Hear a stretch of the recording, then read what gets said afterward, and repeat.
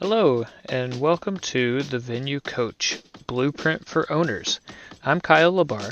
This podcast is all about helping you fill your wedding venue with more bookings, earn more from each one, and keep your customers happy for a long time. We'll also talk about some tough times and big lessons that I've learned along the way. Let's dive in together and make your venue the best spot for weddings. Hey everyone, welcome to another episode of the Venue Coach. Today I wanted to talk about something top of mind, which is advertising. And I'm not just talking about paid advertising, but advertising in the sense of making known what's unknown, which is advertising paid advertising, it's SEO or search engine optimization, it's social media, it's outreaches, shows, expos, anything that you're doing to get your name out there so that couples know how to find you and what you're about.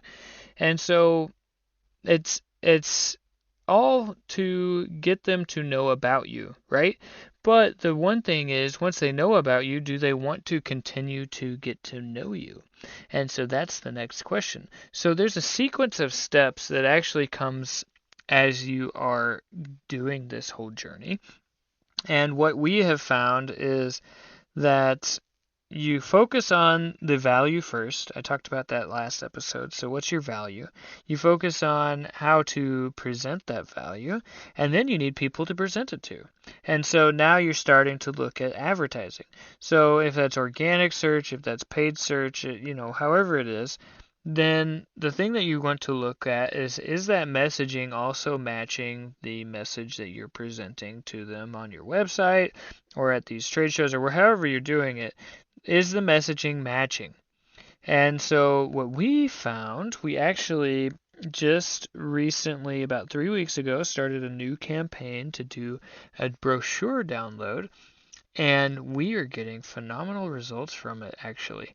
So I can't remember the exact dollar amount, but we paid about $150. But at the time that I was running the test, it was about 120, and we had 400 plus visitors to our website. So 400 plus clicks, clicked on the ad, went to our website because the ad said download our brochure, and then they get to the landing page, and they guess how many actually clicked through to download the brochure. 44 of them, so about 10%, which I don't know if that's good or bad, but I want to work under the assumption that I can make that better. So my assumption is always, is this the best that it can do? And my assumption is no. And so we want to strive for better. And it could be that this is the best number that we can do on a brochure ad, but I'm just not convinced. So, okay, we're getting people to the website. Now, the next question is, how do we get more people to engage with us? So give us their contact information so we can start texting and emailing them. And so the next question is, how do we improve that landing page? Now, does the landing page match with what the ad is saying, with what the ad looks like? And in our case, we just published the new ad. We didn't actually think about the landing page so much because it was already doing well and it was doing its own thing. And so it caused me to take a moment and say, well, hold on, let's update this and see if that doesn't get better. And so the good thing was from the brochures, we get about 10% of brochure downloads to then come through and do a tour. And of those 10, we had one no-show, two that fulfilled, and one book.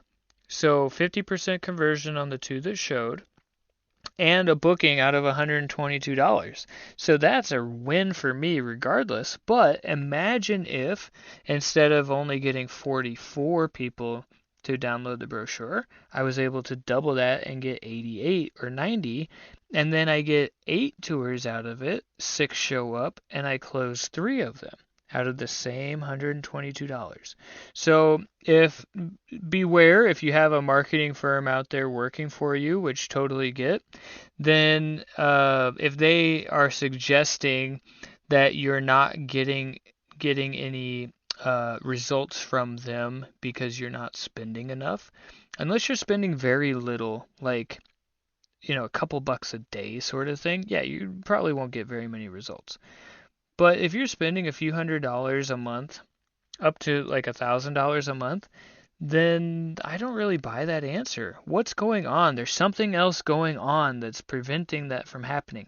Now, especially if the ads are getting results. So like our ad, we're getting the click through, we're getting people coming to our website. So clearly the ad, like spending more on the ad isn't really going to help. I mean, it will to a degree.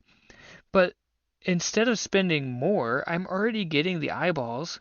I've already paid for the advertisement to come to my site. They're already on the site.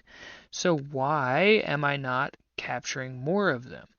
And so that's the question these are the types of questions that I think every venue should answer or ask and then dive into the answer and figure out where the next bottleneck is. So for me, on this particular campaign, the bottleneck I know is already on the brochure landing page. And so if I fix the brochure landing page and make it better and get more results, then I can move on to the next one, which is how do I get more than 10% of the downloads to then come out and do a tour with us? Is there something in my brochure that I can fix to make match better? And then talking about the conversions again, because I always care about that. Once they're out, how can I keep more of the people that are coming out to tour my property? And so you see it's a progression of things. There's not just one step in this whole process, but all of them flow to the next. So you start with, okay, you need a value. You need something to sell, which you have your venue. You need to understand the value that you give. Okay, got it. Now, how do I present it to people? Okay, you got that sorted out. You're getting people to be interested, to raise their hand and say, I'd like to learn more. Except you're not, because they're just coming to your website. So the raise your hand and how do I get more, that's them filling out the contact form and engaging with you. And so, okay, how do I get more engagement? Okay, I'm getting more engagement, but I'm not getting any tours scheduled, or not as many as I think I should. So how do I get more of those? And then how do I keep the people that are coming in the door? And then the final step is how do I blow them away with my service that they're going to then leave me reviews and give me referrals and do all of those things on the back end because I just took care of them and they want everybody else that they know to have a similar experience with me. So that's the progression that we've experienced in ours, and it's not a one and done. It's a constant adjustment and analyzation of what's going on. But you focus on the problem at hand. Okay, I don't have anything to sell. Well, get something to sell, i.e. a venue. Okay, I have the venue, but I don't know how to sell it. Okay, figure out the value proposition and how you're going to present it. Okay, how do I get people to my site? Lots of different ways for that. How do I get them to stay on my site? Lots of different ways for that. How do I get them to give me contact information? How do I get them to come out to my property? How do I get them to give me money? How do I make them so happy that they want to tell everybody about it? Those are the steps. It's just a couple of easy steps. And I say easy, but I mean easy to say, harder to do. But when you focus on that and improving each of those processes, then you start to get incredible results. So I'll leave that with you. Hope you found this useful and meaningful. If you did, like and subscribe. If you didn't, that's okay too. But I'll catch you in the next one. Have a good one.